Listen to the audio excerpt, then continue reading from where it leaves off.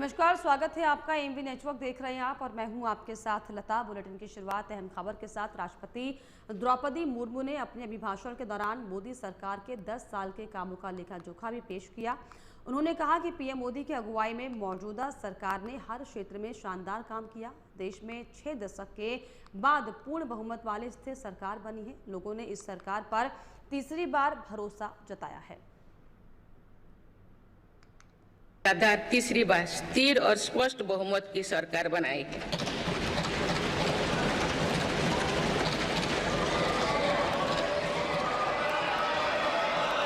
छह दशक बाद ऐसा हुआ है। 6 दशक बाद ऐसा हुआ है। ऐसा समय में जो भारत के लोगों की आकांक्षाएं सर्वोच्च स्तर पर है, लोगों ने मेरी सरकार पर लगातार तीसरी बार भरोसा जताया है।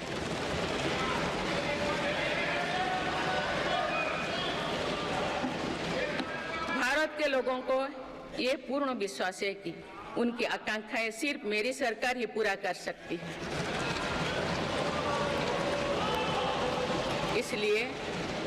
इसलिए 2024 का ये चुनाव नीति, नियत, निष्ठा और निर्णयों पर विश्वास का चुनाव रहा है। मजबूत और निर्णायक सरकार में विश्वास, सुशासन, स्थिरता और निरंतरता में विश्वास, ईमानदारी और कड़ी मेहनत में विश्वास, सुरक्षा और समृद्धि में विश्वास, सरकार की गारंटी और डिलीवरी पर विश्वास, विकसित भारत के संकल्प में विश्वास।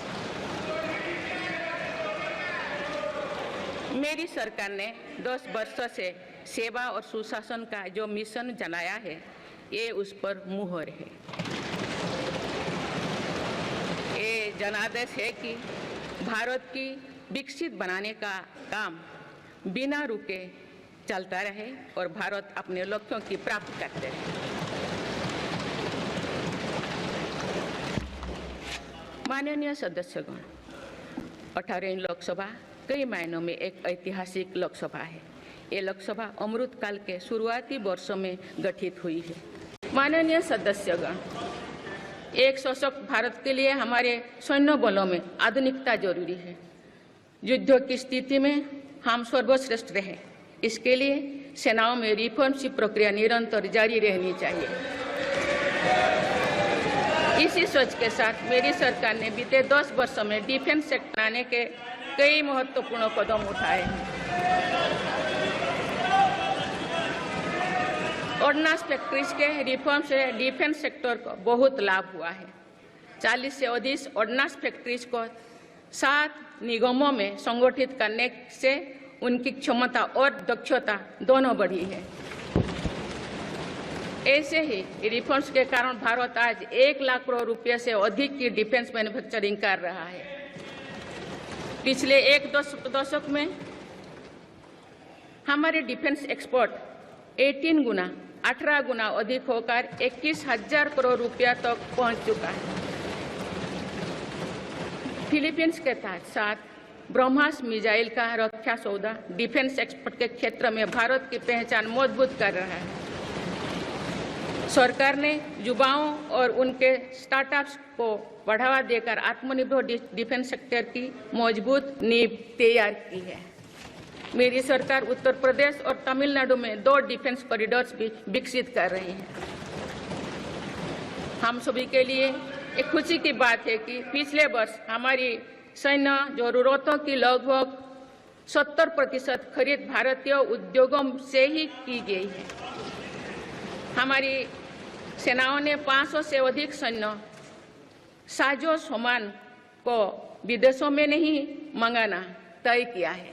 किसानों की बड़ी समस्या भंडारण से जुड़े होती है, इसलिए मेरी सरकार ने सहकारिता क्षेत्र में दुनिया की सबसे बड़ी भंडारण योजना पर काम शुरू कर चुकी है। किसान अपने छोटे खर्चे पूरे करने के लिए इसके लिए पीएम किसान सम्मान निधि के तहत उन्हें 3,20,000 करोड़ रुपये से ज़्यादा राशि दे सकते हैं। मेरी सरकार के नई कार्यकाल के शुरुआत दिनों से ही किसानों को 20,000 करोड़ रुपया से अधिक की राशि ट्रांसफर की जा चुकी है। सरकार ने खरीफ फसलों के लिए एमएसपी में भी रिकॉर्ड वृद्धि की है। माननीय सदस्यगण, आज का भारत अपनी वर्तमान जरूरतों को ध्यान में रखते हुए अपनी कृषि व्यवस्था में बदलाव कर रहा है।